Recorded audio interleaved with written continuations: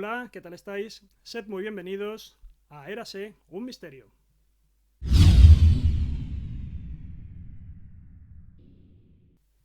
Supongo que todos estáis al corriente de los graves sucesos que están ocurriendo en los Estados Unidos en estos últimos días. Estamos hablando de unos disturbios sociales como no se conocían ni recordaban en los últimos 50 años, más o menos. Es decir, tendríamos que remontarnos a los famosos incidentes ocurridos durante la guerra de Vietnam, donde la gente se echó a la calle y también coincidiendo con la lucha por los derechos civiles de las minorías en Estados Unidos. ¿Qué pensaríais si os dijera que estos graves incidentes, todo este caos social que está recorriendo como una llamarada de costa a costa en los Estados Unidos en este año 2020, todos estos disturbios sociales ya fueron anticipados por una especie de suerte de profetas de la historia hace no ya una semana o dos, sino hace por lo menos 10 años? En principio, los incidentes de los que estamos hablando ocurrieron por azar. El pasado 25 de mayo, sabéis que en Minneapolis se produjo el intento de detención de un ciudadano de color llamado George Floyd por parte de un agente blanco de la policía local. Y en el momento en el que estaba forcejeando para intentar reducirlo, a la gente no se le ocurrió otra cosa que tirar a George Floyd al suelo y colocarle su rodilla sobre el cuello. Mientras estaba procediendo a la detención, George Floyd no hacía nada más que quejarse y quejarse gritando de que no podía respirar. El resultado final fue que le produjo una asfixia y George Floyd acabó finalmente muerto. Todo este proceso, todo este intento de detención con este resultado de brutalidad policial fue grabado por otros ciudadanos que estaban en la zona, lo grabaron con el teléfono móvil y cuando salieron a la luz las imágenes, evidentemente se produjo ya una escalada poco a poco de violencia. Al principio simplemente se realizaron una serie de actos públicos en los cuales muchos ciudadanos trataron de rendir tributo a la memoria de George Floyd y empezaron a depositar flores en muchas ciudades de Estados Unidos. Flores, textos, canciones, como digo, crearon improvisados memoriales en recuerdo de George Floyd. Luego, naturalmente, esto dio un paso más y se produjeron unas primeras manifestaciones pacíficas reivindicando justicia y reivindicando también mayor protección para las minorías en Estados Unidos. Pero luego la cosa también se fue calentando y como suele ocurrir en estos casos, ya aquí empezó a mezclarse de todo. Gente honesta, gente bien intencionada, que iba reclamando justicia, que iba reclamando igualdad, que iba reclamando mayor protección para todos los ciudadanos y otros también aprovechados que empezaron a utilizar esas reivindicaciones públicas para cometer saqueos, robos indiscriminados durante la noche. Finalmente, muchas calles de Estados Unidos han estallado en llamas y realmente se ha producido la necesidad de tener que desplegar a la Guardia Nacional en más de 40 ciudades estadounidenses. No solamente eso, sino que en 14 ciudades al menos se ha tenido que declarar el toque de queda, algo también bastante inusual en lo que no deja de ser uno de los países cuna de las libertades del mundo. El propio Trump ha tenido que huir en un momento dado ante la presión de la muchedumbre en Washington y su servicio secreto lo tuvo que desplazar rápidamente al rincón más seguro y más secreto de la Casa Blanca, el búnker. Un lugar que, como bien sabéis, solamente abre las puertas en ocasiones muy dramáticas, como por ejemplo cuando hay una amenaza cierta de terrorismo. Bueno, pues esta es la situación. Como digo, todos bien sabéis que esto en principio se ha producido por azar, el detonante, el desencadenante, fue esa muerte por brutalidad policial de la cual fue víctima George Floyd, y a partir de aquí se ha ido generando toda esta rueda de acontecimientos que finalmente ha derivado en este caos que ahora mismo está siendo difícil de dominar. Bueno, pues quiero enseñaros un documento que, como ya os avisaba antes, ya anticipaba hace nada más y nada menos que 10 años que 2020 iba a ser uno de los periodos de mayor inestabilidad para Estados Unidos de su historia, hasta el punto de que podía llevarle al desastre.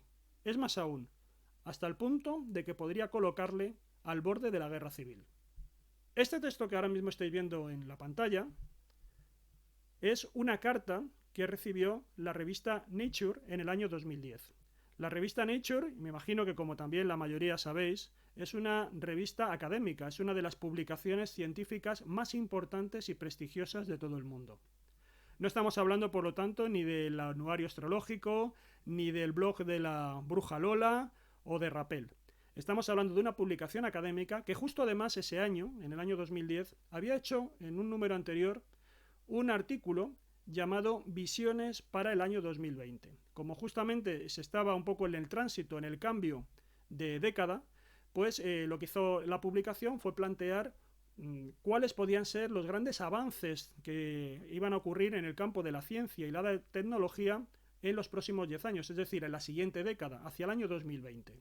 Evidentemente, en ese artículo se expresaba un panorama de lo más optimista, donde se hablaban de los grandes avances que iba a haber en el campo, por ejemplo, de la biomedicina, en el campo de la biotecnología, y, como digo, era un horizonte realmente muy luminoso.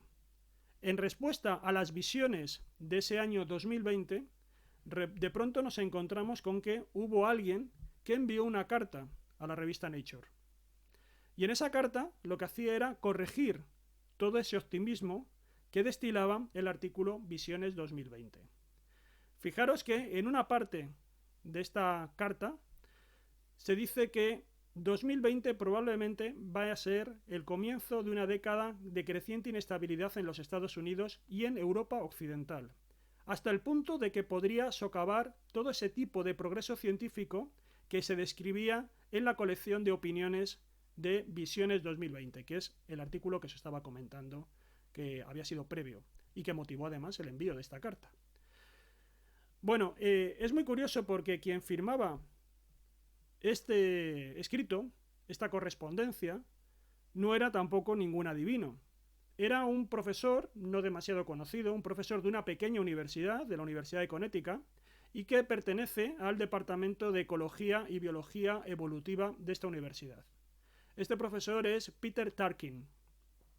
Y Peter Tarkin es el padre de una nueva disciplina de estudio que él denomina quiliodinámica. Realmente lo que él considera, y es aquí un poco lo más interesante y que ya empezaba a analizar en esta carta, es que realmente conociendo los datos de la historia del pasado, podemos conocer cómo va a ser la historia del futuro. Es decir, él considera que la historia de la humanidad responde a unas determinadas reglas, que realmente estamos moviéndonos por una especie de fuerza desconocida que nos impulsa a hacer las cosas, que realmente la historia en gran medida ya está escrita y que gracias a la matemática y a la estadística, si tenemos el número de datos suficientes, podemos saber cuáles son esas leyes ocultas que están moviendo los hilos del mundo. Y él por eso hizo una predicción muy concreta, una predicción que, como aparece aquí, estaba escrita en el año 2010 y decía que se iba a iniciar justo alrededor de 2020 un periodo de enorme inestabilidad en los Estados Unidos. Incluso decía que sería muy bueno conocerla porque de esa manera podríamos prever el desastre y por lo tanto intentar anticiparnos a lo que pudiera ocurrir, a las desgracias que pudieran sobrevenir en ese estado. 2 años después de la publicación de esta correspondencia, en el año 2012, Nature sí que publicó ya un artículo más concreto de Peter Tarkin. Y en ese artículo él iba desglosando cuál era su pensamiento, cuál era la sustancia que mueve a esta nueva disciplina que él ha denominado cliodinámica, que sería algo así como la dinámica de la historia. Es realmente una especie de oráculo, pero sí, como digo, no está hecho ni con la bola de cristal, ni está hecho con las cartas del tarot. Él considera que si tenemos el número suficiente de datos del pasado, podemos empezar a ver determinadas tendencias, determinados ritmos, determinados patrones, que nos permitan, partiendo de esa sustancia pretérita, podemos saber cuál es lo que tenemos por delante. Y él, analizando, entonces, en ese año 2010, analizando los ciclos históricos del pasado, precisamente llegó a descubrir que había una serie de ritmo, de pauta en la historia de Estados Unidos que se iba repitiendo matemáticamente. él ha detectado que siempre hay unos grandes periodos de inestabilidad que someten a una durísima crisis a los Estados Unidos cada 50 años. Y esto, como digo, no era simplemente un capricho, no era simplemente una intuición, sino que él lo basaba en el estudio de los datos. En concreto, él establece una serie de pautas, establece una serie de variables muy concretas que consideran que su combinación, su convergencia y evolución a lo largo del tiempo están marcando lo que son esos momentos históricos críticos de la trayectoria de los Estados Unidos. Así, por ejemplo, él considera que hay 4 factores básicos. Uno de ellos serían los salarios cuando se quedan estancados o están en descenso. Otro segundo factor muy importante es el tamaño que tenga la brecha entre ricos y pobres. El tercer factor es también la producción o sobreproducción de jóvenes graduados con títulos muy avanzados, o que diríamos también sobrecualificados. Y el último factor es también la deuda pública. Cuando todos estos 4 factores, los salarios, la brecha entre ricos y pobres, la superproducción de jóvenes sobrecualificados que no van a encontrar puestos de trabajo adecuados para esa cualificación, para esa educación que han recibido, y el cuarto factor, la explosión de deuda pública, cuando realmente el Estado queda en una enorme deuda, tiene un enorme déficit. Cuando nos encontramos en esa situación, cuando se combinan estos 4 elementos, se produce un auténtico cóctel Molotov, una auténtica mezcla explosiva que finalmente deriva en una crisis social de enorme gravedad.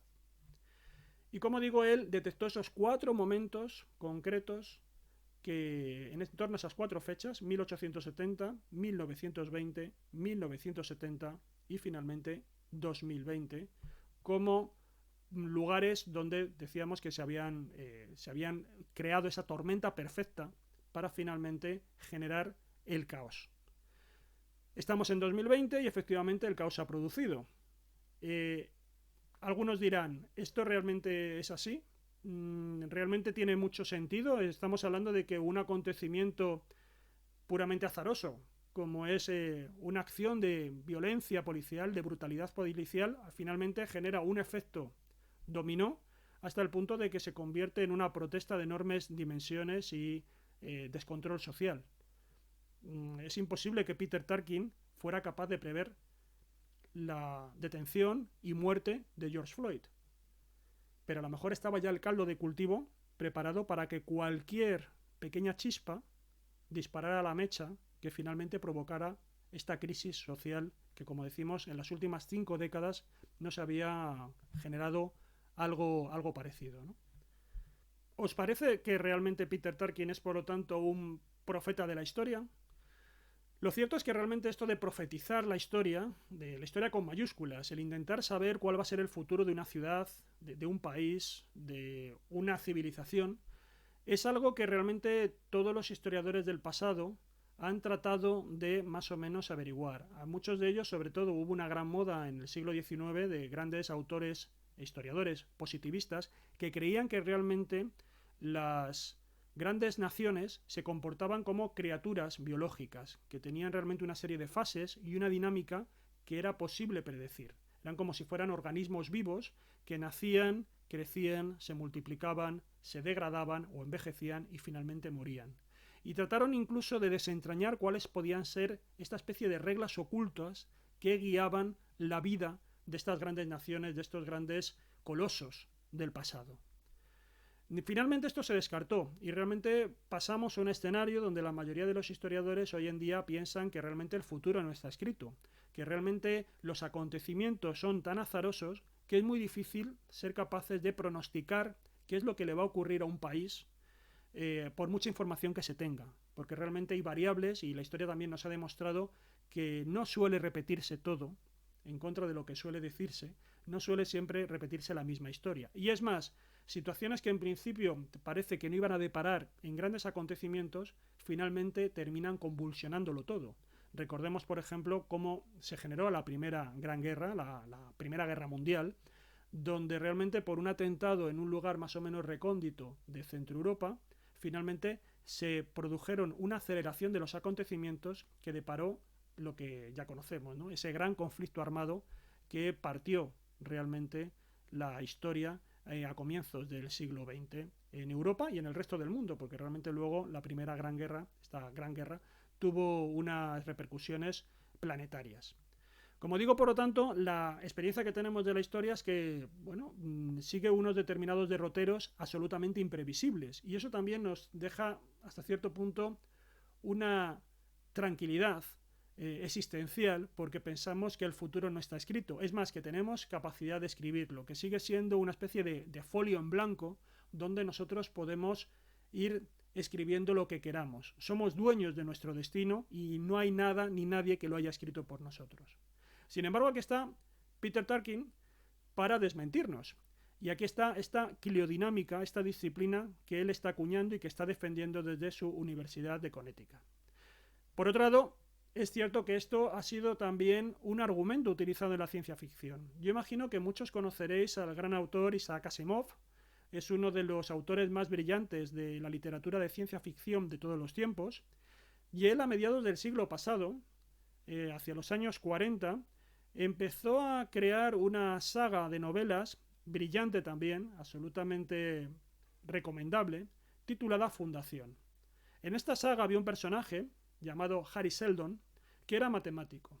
Y Hari Seldon también, un poco como Peter Tarkin, lo que hacía era defender o fundar una disciplina que él denominó psicohistoria. Como buen matemático consideraba que en los datos estaba la clave para obtener información no solamente de cosas sucedidas en el pasado, sino de lo que iba a suceder en el futuro. Y que realmente, cuando nosotros pensamos que hay realidades azarosas, arbitrarias, lo que ocurre ahí es que realmente somos víctimas de la ignorancia.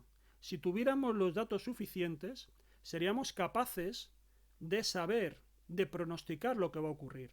Si pensamos que algo es puro desorden, que no es nada más que azar, es porque nos faltan datos para poder conocer esa realidad.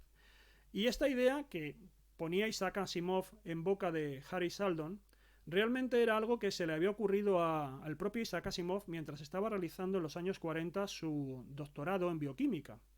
Él tuvo que enfrentarse a un fenómeno que se denomina dinámica de los gases. La dinámica de los gases está en principio sujeta al azar, puesto que un gas está compuesto por átomos o por moléculas y el movimiento cinético de estos gases, de estas partículas, realmente es impredecible.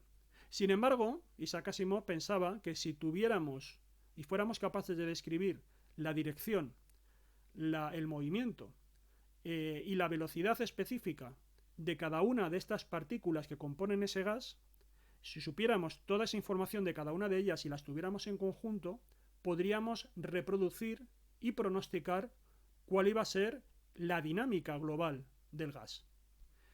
Esto es el fundamento que luego va a utilizar su personaje Hari Seldon en la psicohistoria de la saga Fundación. Si supiéramos determinados datos concretos, pero vitales, de cada uno de los ciudadanos de un país, podríamos luego, sumándolos, llevándolos a un conjunto y extrapolándolos, podríamos saber cuál va a ser la dinámica, cuál va a ser la evolución de todo el país. A partir de esos datos individuales, podríamos saber la evolución de todo el conjunto. Esta idea es la esencia de la psicohistoria. Eso sí, en la propia novela se decía que debían cumplir dos reglas fundamentales la psicohistoria para realmente ser un campo de certidumbre y no una pura especulación. La primera regla era que se tenían que tener muchísimos datos. Evidentemente, si estamos hablando de un país, tenemos que tener el mayor número de datos posibles de cada uno de esos ciudadanos. Y además datos absolutamente relevantes, no solamente en lo que concierne a ellos mismos, sino en su interacción con los demás ciudadanos. Y el segundo dato importante era que ninguno de esos ciudadanos debía saber que se estaban utilizando toda esa información para conocer la dinámica de la nación. Es decir, deberían ser absolutamente inconscientes del estudio que se estaba realizando con todos ellos. Porque en el momento en el que alguien es consciente de cómo va a ser el futuro, se le dice cuál va a ser el camino a recorrer, está en condiciones de simplemente, entre comillas, por fastidiar, irse por otro lado y por lo tanto que no se cumpla la profecía. Así que esas dos condiciones eran las que en la novela quedaban expresadas a través de esta psicohistoria de Hari Seldon. Curiosamente también he de deciros que aquí en España tuvimos a una especie de Hari Seldon o de Peter Tarkin, muy conocido, y era un matemático llamado Julio Rey Pastor. Julio Rey Pastor es una de las mentes más brillantes que hemos tenido en el campo de las matemáticas aquí en España, que además tuvo una fama y una reputación internacional, y tenemos noticia, publicada además en la prensa, de que él fundó una disciplina llamada preología. Esta preología, según aparece en esta información que veis aquí en pantalla en el ABC, esta preología defendía que se iba a encargar de estudiar sistemáticamente el futuro de la humanidad. Y para ello correspondía hacer un análisis detallado del proceso dinámico del progreso a lo largo de la historia. Se espera que este análisis pueda descubrir un cauce fundamental de evolución. Ello permitirá evitar desviaciones de ese cauce, cuyo efecto es retardar o poner en peligro el progreso y destino esencial de los hombres.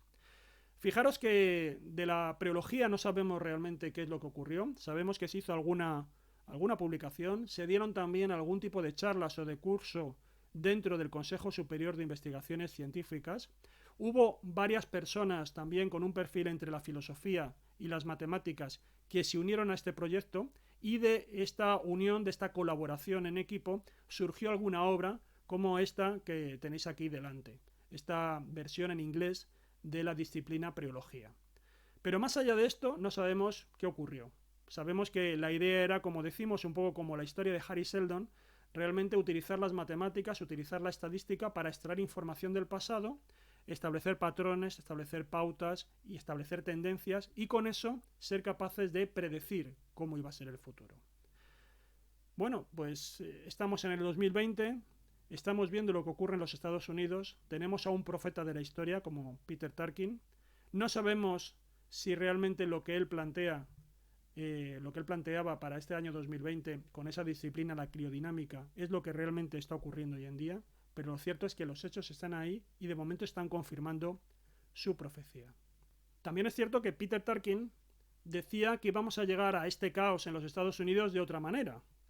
Él lo que aseguraba es que entre el año 1987 y 2012 la cifra de 1.000 millonarios se habría multiplicado por unos 10 en Estados Unidos, pasando de 41 a 425.000 millonarios.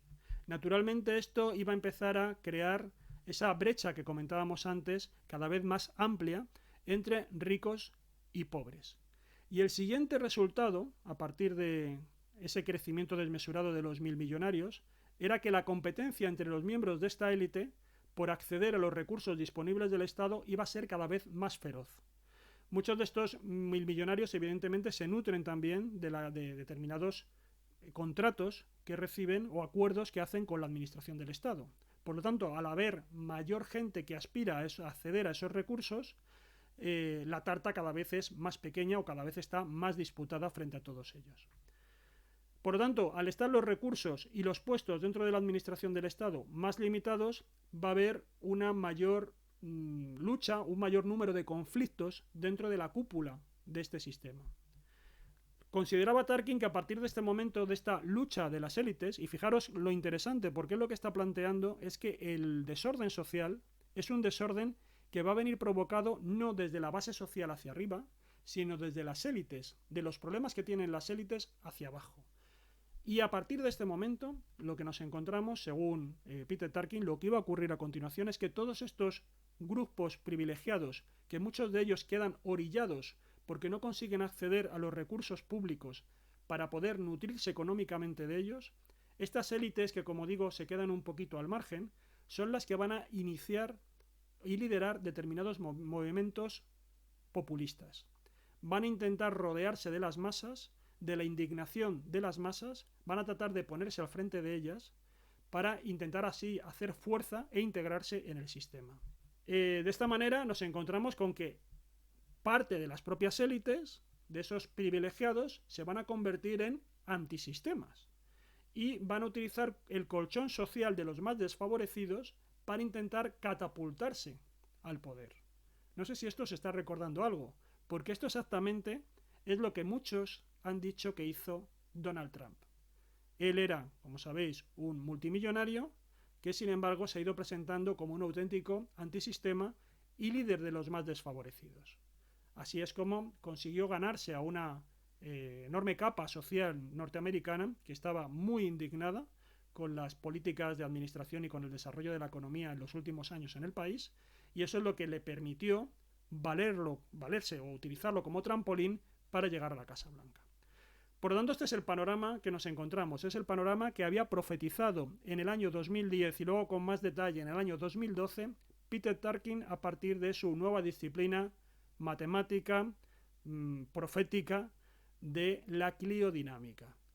Yo no sé si vosotros creéis que realmente Peter Tarkin ha acertado, si realmente estos disturbios que estamos viviendo ahora mismo en el año 2020 responden a todo este análisis que él hizo 10 años atrás. A lo mejor resulta que, equivocándose, ha acertado. Lo dejo ahí, si queréis comentarlo, tenéis la posibilidad de escribir lo que queráis en los comentarios al pie de este vídeo. Y ahora solamente también os quiero mostrar otra imagen. Quiero que lo observéis con detalle, quiero que os fijéis en ella, porque justamente este va a ser el próximo misterio del que vamos a hablar en unos días. No sé si sois capaces de adivinar en qué consiste. Si es así, si queréis también, podéis comentarlo al pie de este vídeo. Y por supuesto, si os ha gustado esta exposición, si os ha gustado este Érase un misterio, pues podéis también suscribiros al canal para que así vayamos creciendo, vayamos siendo cada vez más comunidad y podamos ir afrontando cada vez misterios que no son ningún cuento. Os espero en unos días con otro misterio aquí en Érase un misterio. Muchísimas gracias.